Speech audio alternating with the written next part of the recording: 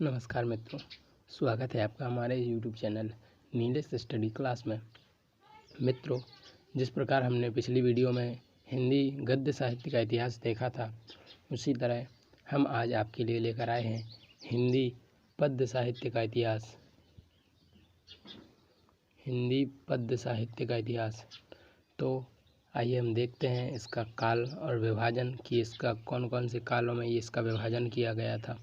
तो देखिए मित्रों, हिंदी पद्य साहित्य का इतिहास जो था वो 4 भागों में विभाजित किया गया। कौन कौन से 4 भाग हैं?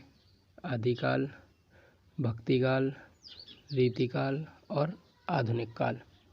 ये 4 भागों में ये विभाजित किया गया था। अब आइए देखते हैं भक्ति काल को कितने भागों में विभाजित किया गया है। देखिए मित्रों, आदिकाल को तो किसी भाग में विभाजित नहीं किया गया, इसको किसी भाग में विभाजित नहीं किया गया। भक्ति काल को कितने भागों में विभाजित किया गया? 2 भागों में विभाजित किया गया। कौन कौन सी? निर्गुण भक्ति धारा और सगुण भक्ति धारा। ठीक है मित्रों, अब देखिए, अब निर्गुण भक्ति धारा को कितने भागों में बांटा गया? 2 भागों में, ज्ञान मार्गी और प्रेम मार्गी। और सगुण भक्ति धारा को राम भक्ति धारा और कृष्ण भक्ति धारा। ठीक है मित्रों, तो यहाँ से देखिए भक्ति काल को 2 भागों में बांटा गया, निर्गुण भक्ति धारा, सगुण भक्ति धारा। निर्गुण भक्ति धारा को 2 भागों में बांटा गया, ज्ञान मार्गी और प्रेम मार्गी। और सगुण भक्ति धारा को बांटा गया 2 भागों में, राम भक्ति और कृष्ण भक्ति। ठीक है मित्रों, ये तो भक्ति काल का विभाजन हो गया। आइए अब रीति काल का विभाजन देखते हैं। तो देखिए मित्रों, रीति काल को 3 भागों में विभाजित किया गया। ये जो है ये रीतिबद्ध, रीति मुक्त, रीति सिद्ध। ये रीति काल का विभाजन है। रीति काल को 3 भागों में बांटा गया, रीतिबद्ध, रीति मुक्त और रीति सिद्ध। ठीक है मित्रों, अब आइए देखते हैं आधुनिक काल का विभाजन। आधुनिक काल कितने भागों में विभाजित किया गया? तो नंबर 1 है भारतेंदु युग में, नंबर 2 द्विवेदी युग, नंबर 3 छायावाद, नंबर 4 प्रगतिवाद, नंबर 5 प्रयोगवाद, नंबर 6 नई कविता। ठीक है मित्रों, तो ये है आधुनिक काल का विभाजन। 1 2 3 4 5 6 कितने भागों में? 6 भागों में आधुनिक काल को बांटा गया। भारतेंदु युग, द्विवेदी युग, छायावाद युग, प्रगतिवाद युग, प्रयोगवाद युग और नई कविता का युग। ठीक है मित्रों, आइए अब हम देखते हैं आदिकाल। जो आदिकाल हमने सबसे पहले पढ़ा था वो आदिकाल के बारे में। इस आदिकाल के बारे में आइए अब हम गहराई से पढ़ते हैं। तो जैसा मित्रों देखिए, आपने देखा कि आदिकाल को किसी भागों में नहीं बांटा गया था। तो ये है आदिकाल। आदिकाल की समय सीमा है 743 ईस्वी से 1343 ईस्वी। देखिए ये है इसकी समय सीमा। ये याद रखने योग्य बात है मित्रों, इसको याद रखना पड़ता है। आदिकाल की समय सीमा क्या है? 743 ईस्वी से 1343 ईस्वी। ठीक है मित्रों, आइए अब हम देखते हैं आगे। हिंदी साहित्य इतिहास के आरंभिक काल के नामकरण का प्रश्न विवादास्पद है। मतलब जो हिंदी साहित्य का इतिहास था, जो इसका आरंभिक काल था यानी जो आदिकाल था, उसके नामकरण का प्रश्न है, यानी उसका नाम रखने का जो प्रश्न है वो बहुत ही विवादों से घिरा हुआ है। इस काल को अनेक नामों से जाना जाता है। ठीक है मित्रों, जो इस प्रकार है, मतलब आदिकाल के कई नाम हैं, इसको अन्य और नामों से भी जाना जाता है। तो आइए हम वो नाम देखते हैं कि कौन से इतिहासकार ने आदिकाल को क्या नाम दिया, नया नाम देखिए इसको। तो ये देखिए चारण काल दिया किसने? गियर्सन ने चारण काल का नाम दिया। प्रारंभिक काल किसने दिया? मिश्रबंधु ने। आदिकाल ये किसने दिया? आचार्य रामचंद्र शुक्ल ने। वीरगाथा काल ये भी शुक्ल जी ने दिया। सामंत काल ये राहुल सांस्कृत्यायन ने दिया। संधि काल और चारण काल, देखिए संधि काल और चारण काल जी ये दिया राम कुमार वर्मा ने, डॉक्टर राम कुमार वर्मा ने। आदिकाल ये दिया हजारी प्रसाद द्विवेदी जी ने। अपभ्रंश काल और आविर्भाव काल, बीज वपन काल ये अन्य नाम है, इसके किसी इतिहासकार का नाम नहीं है। तो ये भी अन्य नाम दिए गए हैं। तो पूरे कितने नाम हैं? 1 2 3 4 5 6 7 8 9 10 11। तो आदिकाल के कुल कितने नामों से जाना जाता है? 11 नामों से जाना जाता है, जिसमें एक कॉमन है। तो 10 नाम तो बिल्कुल क्लियर हैं।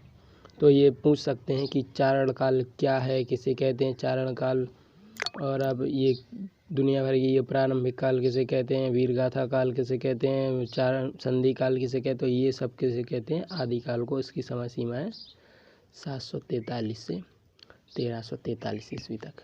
ठीक है मित्रों। अब देखिए आदिकाल को कितने भागों में विभाजित किया गया? आदिकाल को 5 भागों में बांटा गया है। ठीक है, कितने भागों में? 5 भागों में। इसमें पहले धाराएं चलती थी मित्रों। देखिए कि ये अलग धारा है, ये अलग धारा। विचारधारा, जिस प्रकार से विचारधारा होती है उसी प्रकार से इस काल में भी ये धाराएं चलती थी, अलग अलग विचारधाराओं की। ठीक है, तो प्रथम है सिद्ध साहित्य धारा। ठीक है मित्रों, देखिए इसके अंतर्गत क्या है? सिद्धों ने बौद्ध धर्म के वज्रयान तत्व का प्रचार करने के लिए जो साहित्य लोक भाषा में लिखा है उसे हिंदी के सिद्ध साहित्य की संज्ञा दी जाती है। किसने? बौद्ध धर्म के वज्रयान तत्व का प्रचार करने के लिए जो सिद्धों द्वारा लोक भाषा में लिखा गया ग्रंथ साहित्य है उसे हिंदी के सिद्ध साहित्य की संज्ञा दी जाती है। प्रमुख सिद्ध कवि सरहपा, शबरपा, लुइपा, होमिपा, कण्हपा आदि के नाम प्रमुख हैं। मतलब ये सिद्ध साहित्य धारा है। इसके अगर कहा जाए कि इसके सिद्ध साहित्य धारा के 4 कवियों के नाम बताइए तो कौन कौन से होंगे? देखिए ये हैं, कवि के नाम भी दिखा रहे आपको। सरहपा, शबरपा, लुइपा, होमिपा, कण्हपा। ये 5 हो गए ये कवि। तो इसमें से वो 2 पूछ सकते हैं, 4 पूछ सकते हैं, 5 पूछ सकते हो। ऐसा भी प्रश्न पूछ सकते हैं कि बताइए कण्हपा किस काल के कवि हैं। तो आपको लिखना पड़ेगा कण्हपा आदिकाल के सिद्ध साहित्य धारा के कवि हैं। ठीक है मित्रों। हिंदी का प्रमुख कवि प्रथम सरहपा माना जाता है। कौन? सरहपा माना जाता है। सरहपा दोहा कोश की रचना की। शबरपा ने चर्यापाद, कण्हपा ने कण्हपाद, गीतिका और दोहा कोश। ये देखिए इनकी अपनी अलग अलग ये रचनाएं हैं, अलग अलग कविताएं हैं। सरहपा की कौन सी है? दोहा कोश। शबरपा की कौन सी है? चर्यापाद। ठीक है। कण्हपा की ये सारी की सारी रचनाएं हैं, कण्हपाद, गीतिका, दोहा कोश। ठीक है मित्रों। तो ये हो गई हमारी प्रथम धारा। प्रथम धारा कौन सी थी? सिद्ध साहित्य धारा। ठीक है। आदिकाल को कितनी धारा में बांटा गया? 5 धारा में। तो एक धारा तो हो गई हमारी। अब आइए अगले दूसरी धारा की ओर चलते हैं।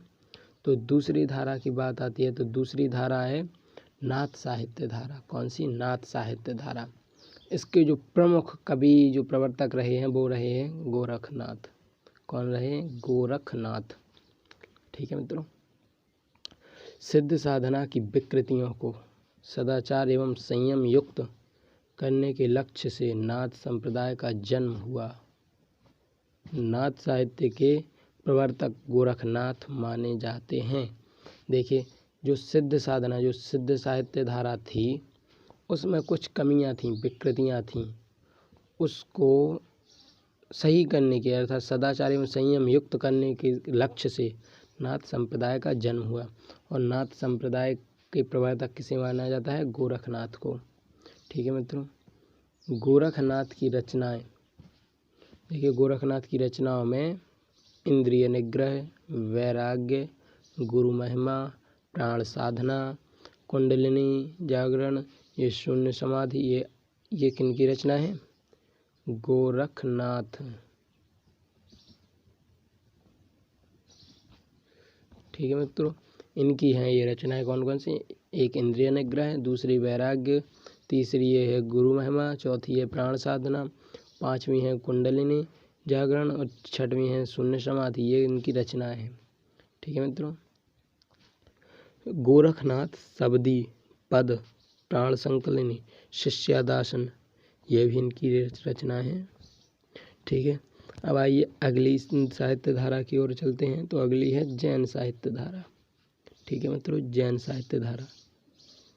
जिस प्रकार पूर्वी क्षेत्र में सिद्धों ने बौद्ध धर्म के वज्रयान तत्वों का प्रचार किया, उसी प्रकार पश्चिमी क्षेत्र में जैन साधुओं ने भी अपने मत का प्रचार हिंदी कविता के माध्यम से किया। ठीक है मित्रों, पूर्वी क्षेत्र, इसमें सिद्धों ने बौद्ध धर्म का प्रचार, वज्रयान तत्वों का प्रचार किया। ठीक है, और पश्चिमी क्षेत्र में जैन साधुओं ने अपने मत का प्रचार हिंदी कविता के माध्यम से किया। रूपरास, कौन सा मित्रों? रूपरास नामक ग्रंथ जैन साहित्य का सबसे अधिक लोकप्रिय ग्रंथ माना जाता है। कौन सा ग्रंथ? रूपरास। तो ये सब प्रश्न बन सकता है कि जैन साहित्य का सबसे अधिक लोकप्रिय ग्रंथ कौन सा माना जाता है। ये 1 नंबर का प्रश्न बन सकता है। तो इसका आंसर है रूपरास। कौन सा मित्रों? रूपरास। ठीक है, आइए अगली धारा की ओर चलते हैं। तो अगली ये धारा है रासो साहित्य धारा। कौन सी? रासो साहित्य धारा। आदिकाल में रासो एक महत्वपूर्ण काव्य रूप है। रासो परंपरा में रचित काव्य मुख्यतः वीरगाथा परक है। जो वीरता के ऊपर लिखते थे वो इसमें रासो में लिखा जाता है। रासो साहित्य में लगभग 68 प्रकार के छंदों का प्रयोग हुआ है। कितने प्रकार? लगभग 68 प्रकार के छंद। इसके प्रमुख लेखक व उनकी रचनाएं निम्नलिखित हैं। ठीक है मित्रों, तो किसकी ये रचनाएं हैं? रासो साहित्य धारा के जो प्रमुख लेखक कवि हैं और उनकी जो रचनाएं हैं वो आगे ये दी गई हैं। ये तो देखिए मित्रों, आप देखिए, प्रथम कवि हैं इसके चंद्रवरदाई, या लेखक कह सकते हैं आप। वैसे ये कवि हैं। तो इनकी रचना है पृथ्वीराज रासो। कौन है? पृथ्वीराज रासो। चंद्रवरदाई की रचना है पृथ्वीराज रासो। नरपति नाल्ह की रचना है विसलदेव रासो। दलपति विजय की है खुमान रासो। जगनिक की परमाल रासो, या इसे ही कहते हैं मित्रों, परमाल रासो को ही कहते हैं हम आल्हा खंड। तो ये इसके 2 नाम हैं, कंफ्यूज बिल्कुल भी मत होइएगा, परमाल रासो या आल्हा खंड। विद्यापति, इनकी हैं पदावली, कीर्तिलता, कीर्तिपताका, ये 3 हैं विद्यापति जी की। अब्दुल रहमान, इनकी है ये संदेश रासक। स्वयंभू, ये पौम चरियु और रिट्ठणेमी चरियु, ये इनकी 2 रचनाएं हैं। ठीक है मित्रों। सारंगधर की रचना है हमीर रासो। मधुकर की ये रचना है जय मयंक जस चंद्रिका। और ये भट्ट केदार की है जयचंद प्रकाश। ठीक है मित्रों, आगे भी हैं, देखिए। धनपाल की रचना है भविष्यंत कहा। ठीक है मित्रों। और ज्वेंदु, इनके हैं परमात्मा प्रकाश। अमीर खुसरो की फुटकर रचनाएं, ये इनकी रचना का नाम है फुटकर रचनाएं। और ये नल सिंह भट्ट, ये है विजयपाल रासो। ठीक है मित्रों। तो देखिए, आपको एक बात यहाँ से आप नोटिस कर सकते हैं कि जो रचनाएं लिखी गई हैं उसके लास्ट में, अधिकतर रचनाओं के लास्ट में रासो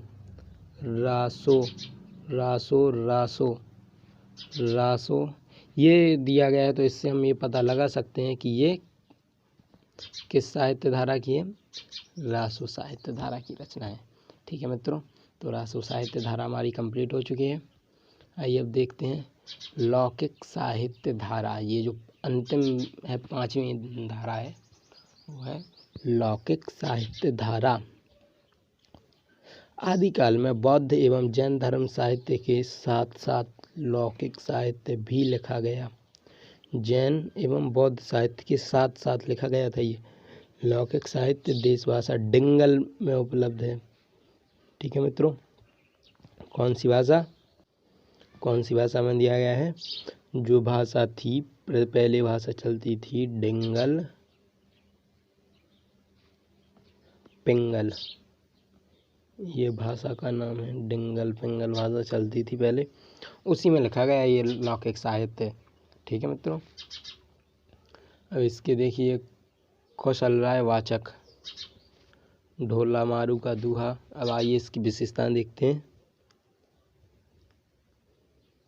ये संपूर्ण आदिकाल की विशेषताएं हैं, ये किसी साहित्य धारा की विशेषताएं नहीं है, ये इसी के अंतर्गत सभी साहित्य धाराओं की विशेषताएं आ जाती हैं। ये पूरा आदिकाल के विवरण दिया गया है, उसी की विशेषताएं दी गई हैं। तो पहली विशेषता है आदिकाल में अधिकांश रासो ग्रंथ लिखे गए। देखिए मित्रों, हमने अभी बोला था कि रासो ग्रंथ लिखे गए, सभी अधिकतर रचनाओं के पीछे रासो दिया गया है। इसमें आश्रयदाताओं की अतिशयोक्ति पूर्ण प्रशंसा हुई। ये इसमें जो कवि रहते थे वो राजाओं के दरबार में रहते थे और वो उनके आश्रयदाता हो गए। तो जो आश्रय देने वाले होते हैं वो आश्रयदाता होते हैं और कवियों के आश्रयदाता होते थे राजा। तो राजाओं की अधिक से अधिक प्रशंसा करते थे। ठीक है मित्रों, वीर और श्रृंगार रस की प्रधानता, वीर और श्रृंगार रस। ठीक है मित्रों, तो ये 3 विशेषताएं हो गई। चौथी विशेषता है युद्धों का सजीव और सुंदर वर्णन किया गया है। इसमें युद्धों का बिल्कुल सजीव सचित्र वर्णन किया जाता था कि बिल्कुल ऐसे लगे कि सामने हो रहा है हमारे युद्ध।